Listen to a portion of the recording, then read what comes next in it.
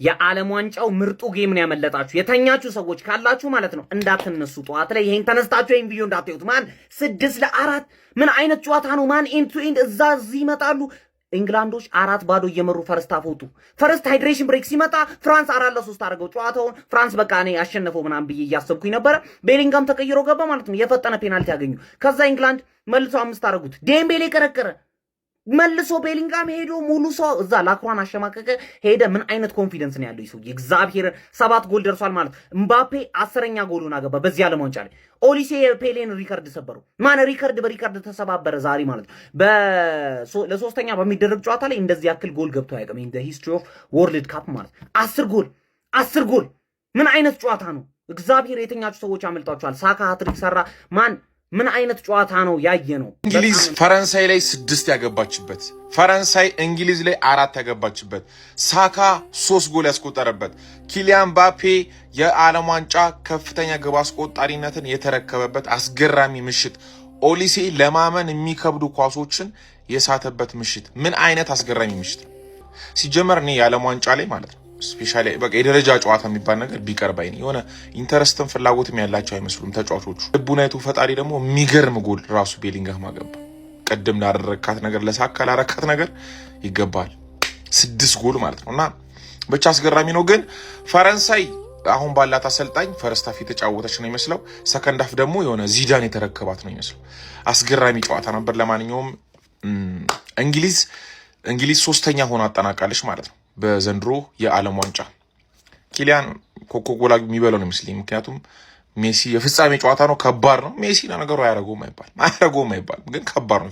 3 ጎልና 2 ጎል ከባድ። አሁን የሆነ ሰው ጠዋት ላይ የማታው ጨዋታ እንዴት ነበር ቢላችሁ፣ እንዴት ነው 10 ጎል ገብቷል ብላችሁ እንዴት ነው የምታስረዱት?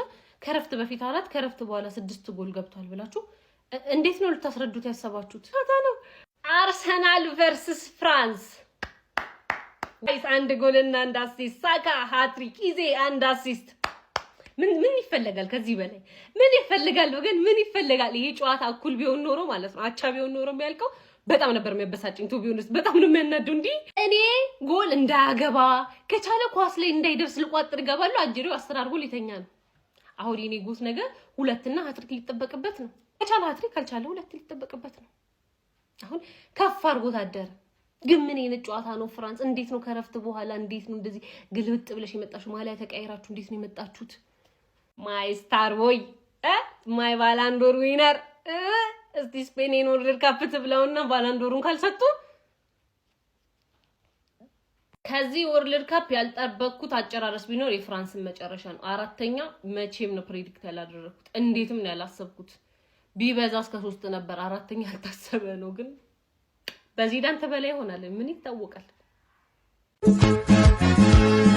ታልናገረው ጉዴ ብዙ ሆኖ አይ እንግሊዝና እግር ኳስ የሆነ መራ ግብር ማሟያ የጤና ጨዋታ ላይ ምናምን ትበረታለች። ፈረንሳይን 6-4 ከረፍት በፊት 4-0 ላይ እየመራቻት ነበረ። ቡካዮ ሳካ 3 ጎሎችን አስቆጥሯል። ጁድ ቤሊንጋም ጎሎችን አስቆጥሯል። ነገር ግን ኪሊያን ምባፔ ሚስተር ወርልድ ካፕ እዚህ ጨዋታ ላይ 2 ጎል በማስቆጠር ኦል ታይም ቶፕ ስኮረር ላይ በ22 ጎል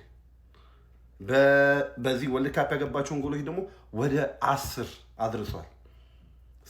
ሊዮኔል ሜሲ በ1 ጎል ዝቅ ብሎ ይከተዋል ኦል ታይም ቶፕ ስኮረር ላይ። እዚህ ደግሞ ዋንጫ ላይ ደግሞ በ2 ጎል ሜሲ ይከተላል። ሚስተር ወርልድ ካፕ አባቴ ወርልድ ካፕ የሱ ስቴጅ ነው፣ የኪሊያን ምባፔ ነው። ከዚህ በኋላ 2 ወርልድ ካፖችን ይጫወታል። ይሄ ልጅ ስንትና ስንት ጎል አግብቶ እንደሚጨርሰው እንጃ። ወርልድ ካፕ ከዚህ በኋላም ሊበላ ይችላል። ታሪክ ሰርቶ ነው የሚጨርሰው። ወርልድ ካፕ የሱ ስቴጅ ነው። ነገር ግን ቶፕ ስኮረርነቱን ይዞ የሚጨርስ ይመስለኛል። ሊዮኔል ሜሲ ነገ 2 ጎሎችን ካገባ የዚህን ወርልድ ካፕ ቶፕ ስኮረር ይሆናል። 1 ጎል ካገባ ከኪሊያን ምባፔ ጋር ኦል ታይም ወርልድ ካፕ ቶፕ ስኮረር እኩል ይሆናል።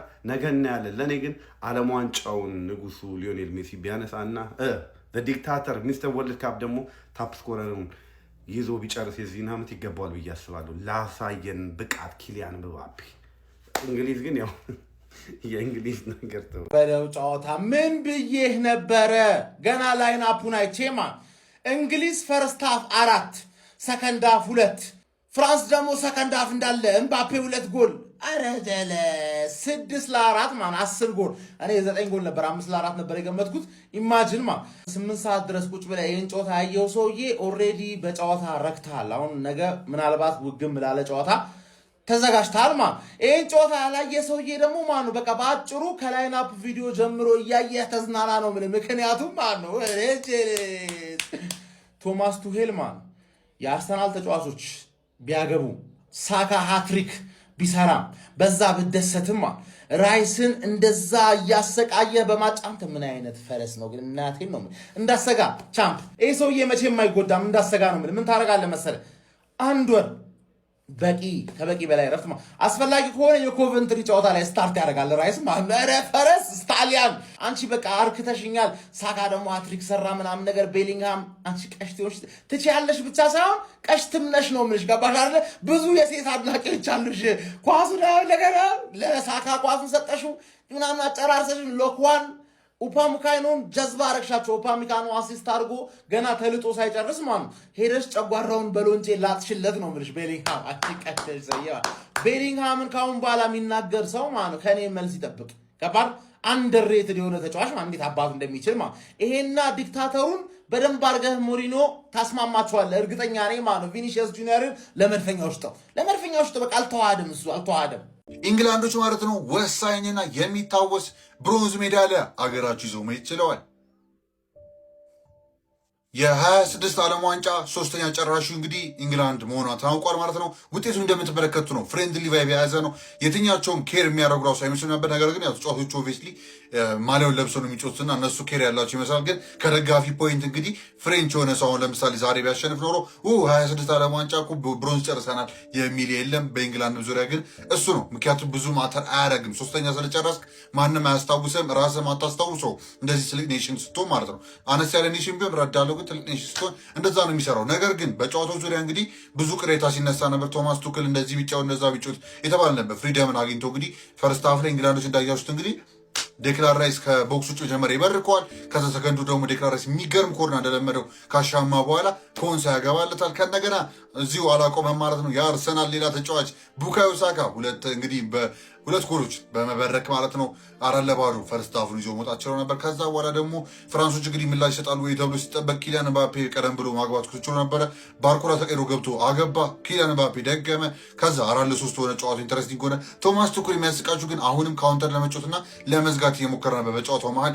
ይሄ ነው በቃ የሜንታሊቲ ችግር በሉት ታክቲካል ሆነ በሉት ግን አሁን ክሊርሊ የሆነ ነገር እያስቸገረው እንደሆነ ነው የሚናገረው። አሁን ምናልባት ኢንግላንድ 4 ጎል አግብቶ ቢሆን ፈርስት ሃፍ ይህን ጨዋታ ተበልቶ ነበር ብዬ ነው ማስበው እና በጣም የጠቀሙት ኢንዲቪጁዋል ብሪሊያንስ ነው ከዴክላን ራይስ በተለይ የመጣው የመጀመሪያ 2 ጎሎች ላይ እና ከዛ ውጭ ባለው ደግሞ እንዳያዙት እንግዲህ 4-3 ከሆነ በኋላ ማለት ነው ምላሽ ሰጥቶ ነበር በድጋሚ ቡካዮ ሳካ እንግዲህ ጄድ ስፔንስ ባገኛት ፔናልቲ ጉስቶ በጣም አጥፍቶ 5-3 ማድረግ ችሎ ነበር ማለት ነው። 5-3 ካደረገው በኋላ ደግሞ ዴምቤሌ ምላሽ ሰጥቶ ነበር። ዴምቤሌ ምላሽ እንደሰጠ ፍራንሶች በጣም ገፍተው ንጮት ሲሉ ጁድ ቤሊንግሃም ደግሞ ጨመረና 6-4 በሆነ ውጤት ነበር የተጠናቀቀው። እቺ ጨዋታ ደግሞ ሌላ የጎል ማስተካከያ ነበረች። የጎል ማስተካከያ ብትሉኝ 2 ሪከርዶች ወሳኝ ሪከርዶች ተሰብረዋል። ኪሊያን ምባፔ እንግዲህ ለጊዜውም ቢሆን ሊዮኔል ሜሲ እንግዲህ ኦቨርቴክ አድርጎታል ማለት ነው። በዓለም ዋንጫ የምን ጊዜ ግብ አስቆጣሪ መሆን ችሏል በ22 ጎሎች 22 ጨዋታ 22 ጎሎች ፎር ኪሊያን ምባፔ። ባለፈው አሁንም ሲቁበት ነበር። አሁንም ግን እሱ ከላይ ተቀምጦና የዓለም ዋንጫ የምን ጊዜ ምርጡ ተጫዋች መሆኑን እያሳየ ይገኛል ማለት ነው። ሊዮኔል ሜሲ ነገ ቀጣይ እንግዲህ ለጎልደን ቡት ለመብላት ሃትሪክ ይሰራል ወይ የምናየው ነገር ይሆናል ማለት ነው። ከዛ ውጭ ባለው ደግሞ እዚህ ጋር ስንመለከት እንደምታዩት እንግዲህ ከስር ያለውን ኦሊሴ 2 አሲስት አድርጎ ነበረ። ኦሊሴ 2 አሲስት ማድረጉ ተከትሎ ደግሞ 7 አሲስት ያስቀምጠዋል። በአንድ ዓለም ዋንጫ ብዙ አሲስት ያደረገው ተጫዋች ማይክል ኦሊሴ መሆን ችሏል ማለት ነው 7 አሲስቱን ከያዘ በኋላ። ይህን ደግሞ ሪከርድ የወሰደው ከማን ነው? ከፔሌ ነው። ፔሌ 6 አሲስት ያደረገበት ዓለም ዋንጫ ነበረው ማለት ነው እንደሚታወሰው እና አሁን እሱ ሪከርድ መስራት ችሏል ማይክል ኦሊሴ። ኪሊያን ምባፔ ደግሞ 10 ላይ ደርሷል እንግዲህ በአንድ ዓለም ዋንጫው ላይ ማለት ነው። ያ የሚገርም እንቅስቃሴ ነው ከሱ የተመለከትነው። በጄ ደግሞ ከተመለከትነው በጣም የሚገርም ላይ ያለው ኪሊያን ምባፔ ራሱ እና ያ ፍራንስ ከኢንግላንድ እናንተ ከዚህ ጨዋታ ምን ታያችሁ? እንደ ፍሬንድሊነቱነት ለመናገር ብዙ የሚወራበት አለ። ይሄ ታክቲክ እንደዚህ ሆኖ እንደዛ ሆኖ የምትሉት አይደለም። ነገር ግን ፍሪደም ቢያገኙ ኢንግላንዶች ራሱ እንዴት አይነት አቅም እንደነበራቸው አሳይተዋል ብዬ አስባለሁ። ከእንደገና ደግሞ በፍራንስን በኩል እንደምታዩት እንግዲህ መጀመሪያው ካለ ፍላጎት ከማነስ ይመስለኛል ሳየው ፍራንስ በቃ ፍላጎት አልነበራቸው መጀመሪያ ግን ኪሊያን ምባፔ ነበራቸው። ለምንድነው? ጎላቸውን ለማስተካከል። ከኋላ ያሉት ግን እንዳያሉት ነው ብዙም ጥሩ አልነበረም። ኮናቴም ላክራ ምናምን ማንን ዲፌንድ ማድረግ አልችልም። እዚህ ጋር አሻችሁ ጥሩ አልነበራችሁም። በአጠቃላይ ማይናንም የሚገባበት ኳስ በቃ ተንጠባጦ ምናምን ዲፌንሱ ጥሩ የተከላከል አይደለም። ኤኒዌይስ ግን ዛሬ ኤምሪን በድሎታል ብዬ ነው ማሰቡ። ዛሬ ጨዋታ ጠብቀ ዛሬ ማሰለፍ ዴሾምስ ብዙ ነገር ይናገራል ስላንተ። ራቢዮ ዛሬ ማሰልፈዋል። እሱ ምንም የሚገርም ሰው ነው። ብቻ ያ ያለው ነገር ይህን ይመስላል ማለት ነው። እናንተ ከጨዋታ ትምህርታችሁን ኮመንት ማስቀመጥ እንዳይረሳ፣ ፕላስ መጫ እንዳይረሳ እንደተለመደው ኮፒሊንክ የሚደረግ ቀጣይ እስክንገናኝ ድረስ ይመቻችሁ። በጣም ብዙ የእግር ኳስ ቤተሰብ የደረጃ ጨዋታ መኖር የለበትም ይላል። እኔ በዚህ ሀሳብ አልስማማም። ጀሞ እንደዚህ አይነት 5 ስታር በላይ የሆነ ጨዋታ ማለት ነው ቅብርር ያለ ፍጹም የማጥቃት ሂደት የሚታይበት ጨዋታ ልናይ አንችልም በዚህ አጋጣሚ ካልሆነ በቀር በደረጃ ጨዋታ ላይ አንተ እንዴት አባቱ የሚያምር ጥራቱን የጠበቀ ጽድት ያለ ኳስ ነው ያየነው። አንተ ፈርስት ሃፍ ሌላ ቡድን ሀያል፣ ሰከንድ ሃፍ ሌላ ቡድን ሀያል።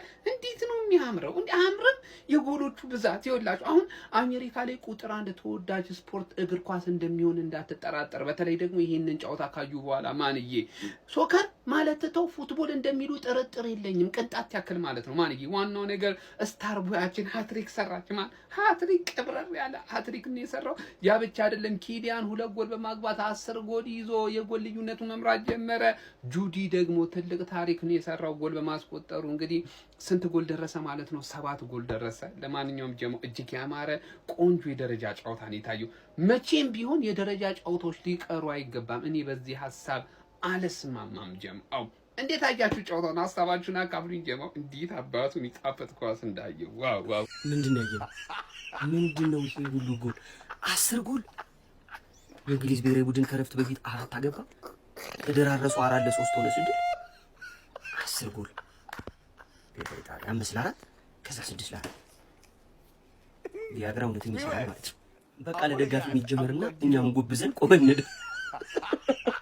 እንግሊዝ 6 ፍራንስ 4 ምን አይነት ጌም ነበር የተመለከት ነው። በቃ አጥቃይ ለአጥቃይ የሆነ ጨዋታ ማለት ነው። ምንም መፈራራት የሌለው ሁለቱም ቡድኖች ቶታሊ ኦርጋናይዝድ አልነበሩም። በቃ መከላከል የሚባል ነገር የለም። ማጥቃት ብቻ ነበር በሁለቱም ብሔራዊ ቡድኖች በኩል ማለት ነው።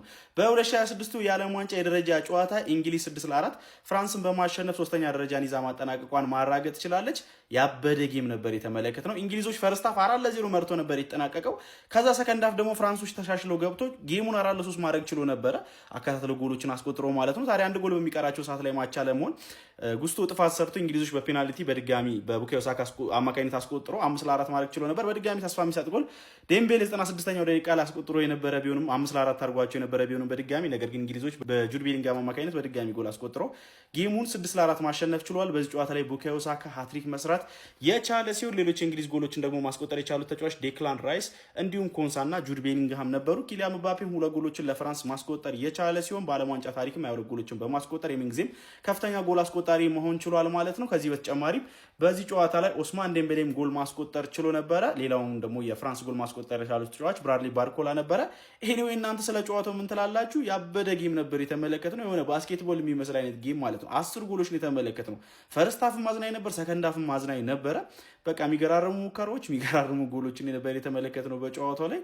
ግን ያው እንደ አንድ ይሄ በጣም ሲሪየስ የሆነ እግር ኳስ እንደሚወድ ሰው ማለት ነው ቶታሊ ሁለቱም ቡድኖች በጣም የደከመ ስትራክቸር ነበራቸው። በጣም የደከመ ማለት ነው። ያው የጌሙ ትርጉም ዝቅ ያለ መሆኑን የሚያሳይ ይመስለኛል። ፍሬንድሊ ጌም ነው የሚመስለው የተጫወቱበት መንገድ ማለት ነው። ስለ ጨዋታ ላችሁን ሀሳብ አጋሩኝ። የፕላስ ምልክቱ መጫ እንዳትረሱ። በሰዋም በኢየሱስ ክርስቶስ ምን አይነት ያበደ የጨለለ ሰከንድ ሃፍ ነው አይነት ያለቀለት ሰከንድ ሃፍ ነው የተመለከትነው። በኢየሱስ ክርስቶስ ፈርስት ሃፍ ጭራሽ አልነበሩም ፍራንሶች።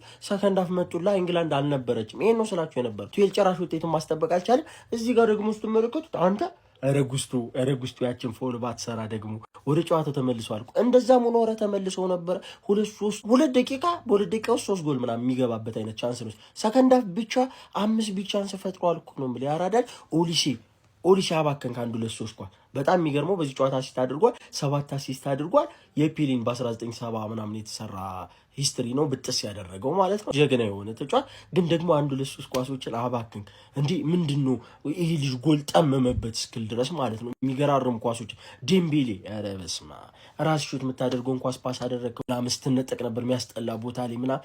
ከዛ መጨረሻ ላይም ቻሎ ባውኖልን ያን ጎል ያስቆጠርከው ማለት ነው። ኪሊያን ምባፔ በዚህ ውድድር ያራዳ ልጅ በቃ ስኬታማ ሰው በዚህ ጨዋታ እሷ ናት። ቲሟ ተሸንፎ 4ኛ ደረጃ ቢያጠናቅቅም እሷ ግን 2 ጎሏን አሲስቷን አድርጋ እላይ ደቅ ብላለች። ጎልደን ያራዳልሽ ጎልደን ቡቱን ደቅ አድርጋ ተበሏልሽ። ግን ጎልደን ቦሉን የማሸነፍ እድል በጣም አለው ማለት ነው። በጣም ነው ያለው። ነገ ሜሲ 2 ጎል የማያስቆጥር ከሆነ ለምሳሌ የግሏ ነው ማለት ነው። ያራዳልሽ ቤሊንጋም ምን አይነት ድንቅ ጎል ነው ያስቆጠረው መጨረሻ ደቂቃ። ጎሉን ብቻ አይደለም ተቀይሮ ከገባ በኋላ አይታችሁታል። የፈጠረውን ቻንስ ራኑን ያደርገዋል ከኳስ ጋር እንደ ቤሊንጋም እኔ ፕሮግሬሲቭ ራኖች ምናምን የሚያደርግ አይነት ተጫዋች አላየሁም ጭራሽ ማለት ነው። በጣም ጀግና የሆነች መጨረሻ ላይ ያስቆጠረው ጎል ደግሞ የትም የለም ነው። ገደላቸው አለቃርጫ ግድልን ያደረጋችሁ 10 ጎል ነው የተመለከትን። እስኪ እናንተ ማሳብ አስተያየታችሁን ኮሜንት ላይ ደቅ አድርጉልኝ። ይመቻችሁ።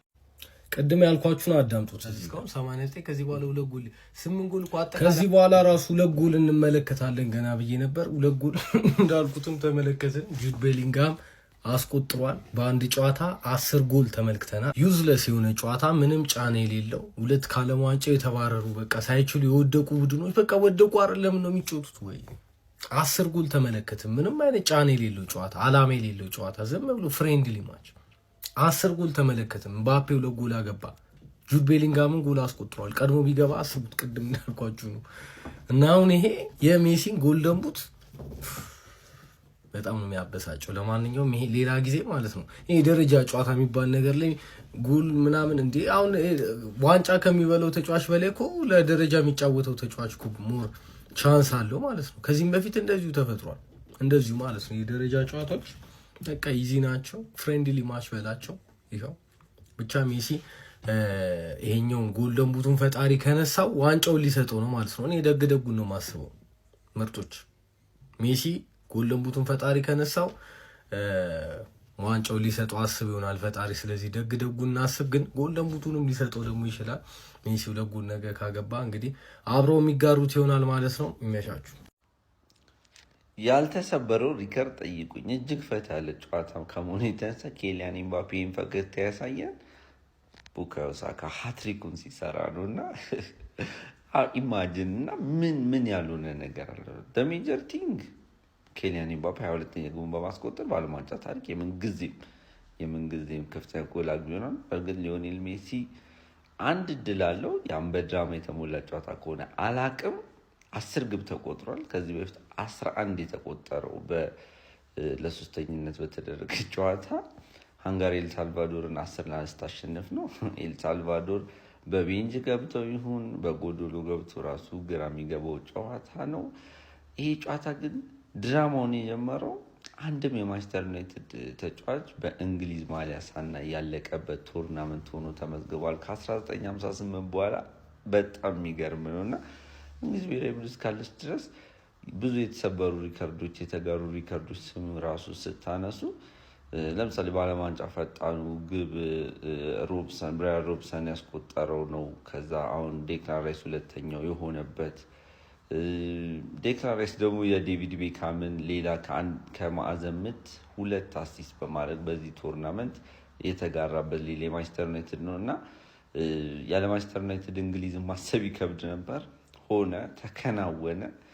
ጁድ ቤሊንጋም የሚባል አጥቂ ሳይሆን የአንድ ቶርናመንቷ የምንጊዜም ኮከብ ጎል አግቢዋን አግኝታለች። እጅግ ይህም ሌላ የተለየ ታሪክ ነው። ሌላኛው ማይክል ኦሊሴ በጣም የሚያስገርመው 20 ሞክሮ አንድም ሳያስቆጥር ቢወጣም የፔሌን ሪከርድ በአንድ ውድድር ብዙ አሲስት በማድረግ የተያዘውን ሪከርድ ሰብሮበታል። 7ኛ አሲስቱ ማድረግ ችሏል። ብቻ ስንት ያልጠቀስኳቸው ነገሮች አሉ ግን ይህንን ጨዋታ ደግሞ ደጋግሞ ነው ማየት። በእግዚአብሔር አንተ ሊያመልጠኝ አስቤው ነበር። እግዚአብሔርን አልዋሽም፣ አስቤው ነበር ልተኛ።